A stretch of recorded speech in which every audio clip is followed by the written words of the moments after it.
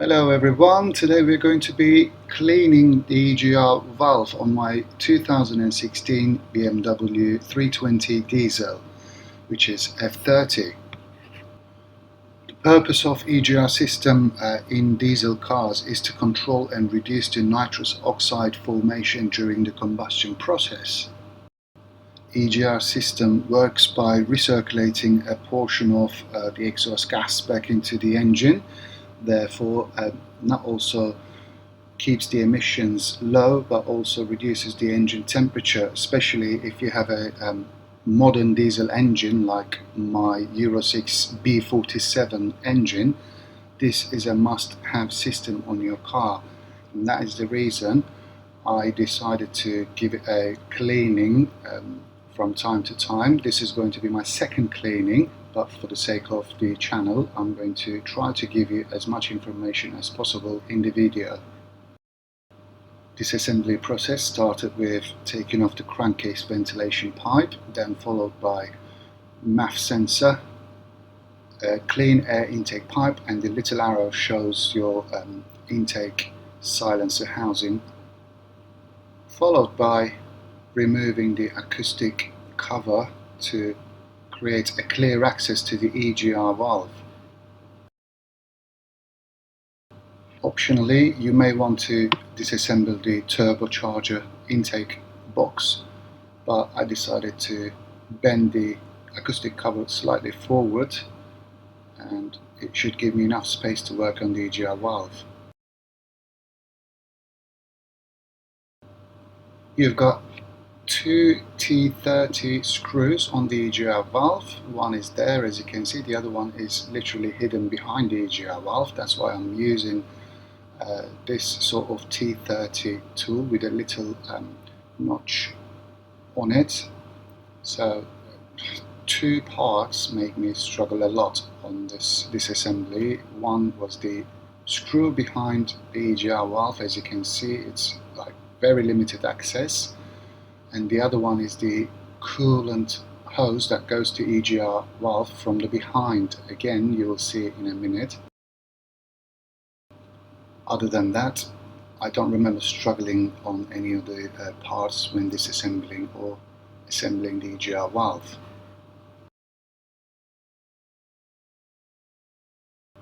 As I said in the beginning of the video, this is my second cleaning on this EGR valve. Car is 5 years old and it's been around about 8,000 miles since the last cleaning. So I'm not expecting a heavily clogged EGR valve in this situation, but it's good to keep it in good condition as long as you have time and opportunity to do so.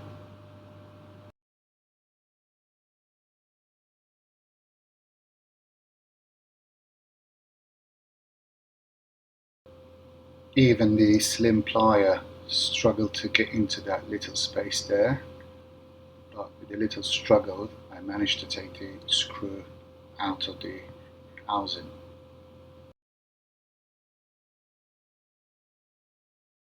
My second struggle was with the coolant hose on the other side of the EGR valve, using a flathead screwdriver, trying to give you a closer look.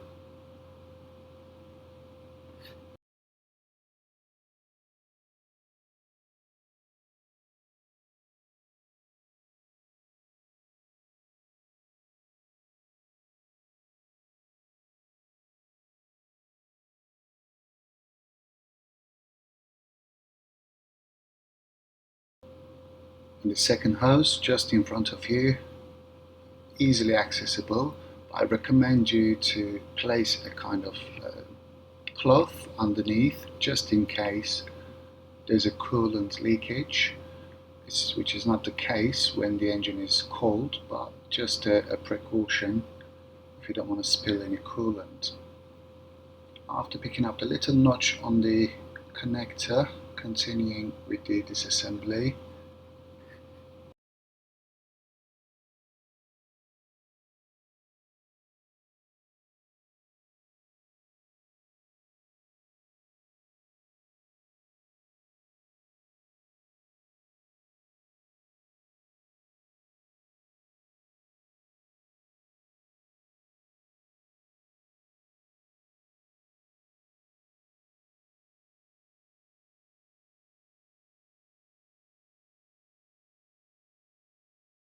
You need to remember during this work, EGR valve is completely in closed position, so you need to be careful when you try to take it off the housing.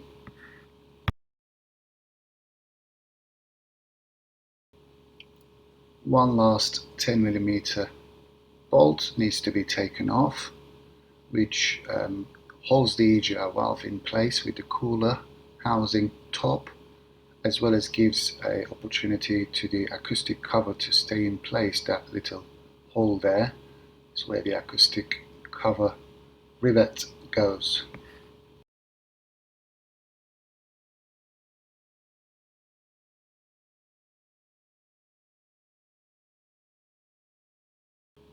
And finally, we are ready to remove the EGR valve. There is a steel gasket underneath, which you may replace. I ordered a new one, so I'm going to be replacing it.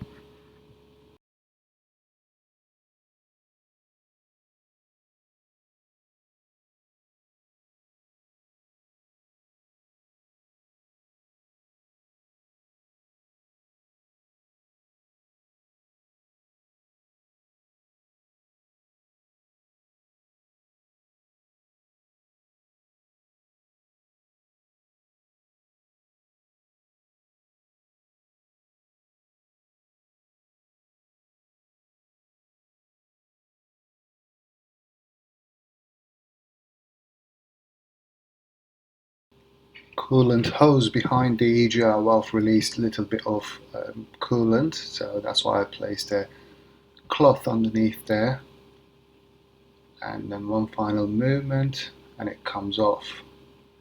As I said, it's not so bad after around 8,000 miles, but definitely needs to be cleaned.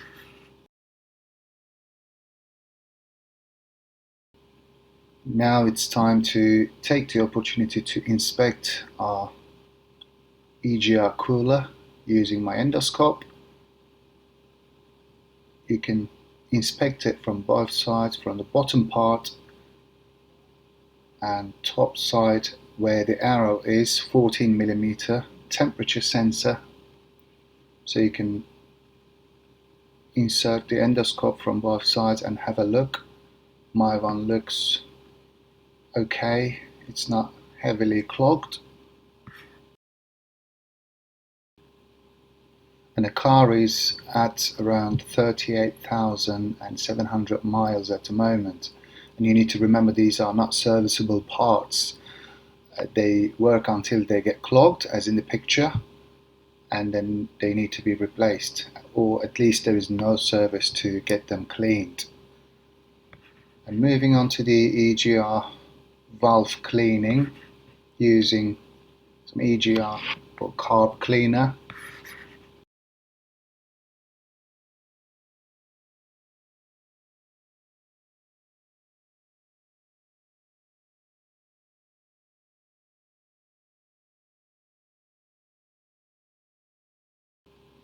I had to replace a couple of screws from the last cleaning, as they were 5-point Torx rather than ordinary Torx drivers, so I'm using several drivers to take the screws off.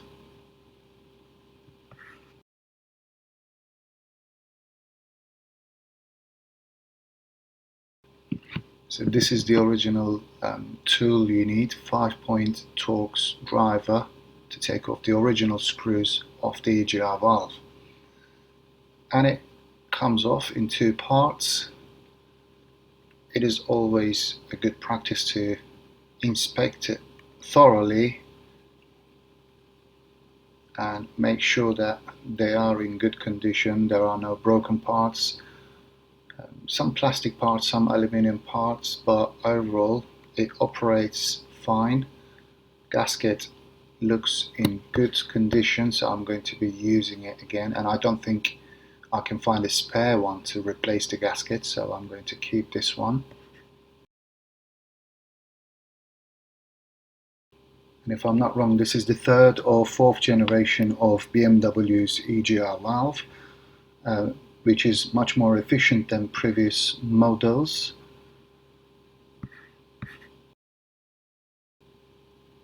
And I'm using as much EGR cleaner as possible.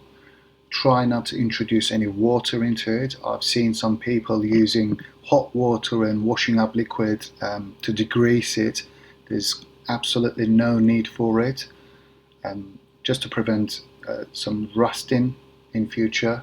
So I only recommend you to use some EGR and carb cleaner or some carburetor cleaner, whatever you've got, but definitely not water.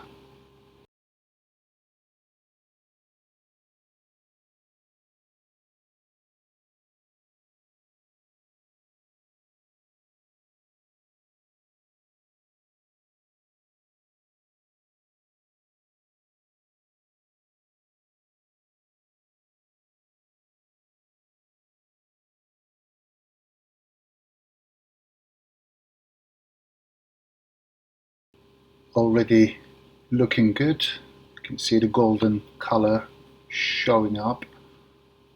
Again, I'm not doing anything special on that, just EGR and carb cleaner with some cloth. All you need to do is just keep spraying it and then try to wipe it off as much as possible. Total time it took me was about 10-15 minutes to thoroughly clean the EGR valve, which will last another, let's say, couple of years at least, or 10,000 miles back to this previous condition that you've seen in the beginning, which is worth doing it yourself. And gasket goes only one way. See the little notch on the side, so there's no way to insert it in the wrong direction. There's only one way that it goes in, as you can see, and you just gently press it all around and then it should be good to go.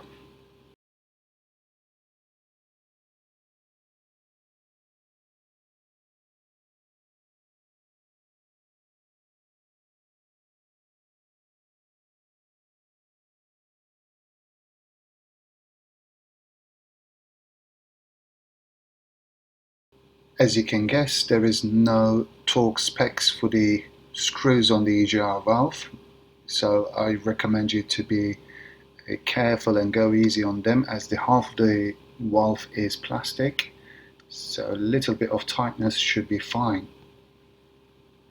Following the assembly of the parts, we're going to move on to a guidance video by Easter Reingold, showing us what not to do and what to do during installation of the EGR valve.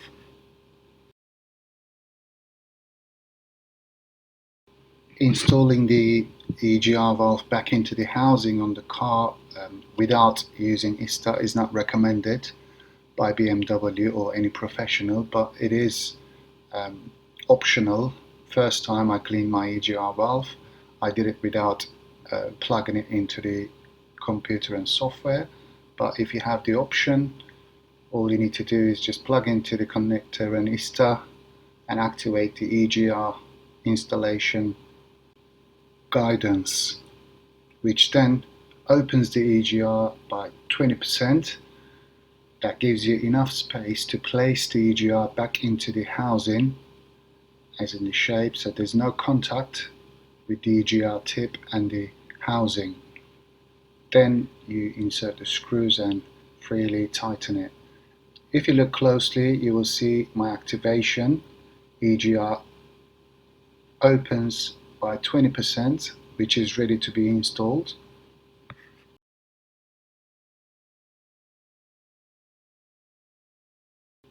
You can also install the coolant hose behind the EGR first and then place the gasket to make your life easier.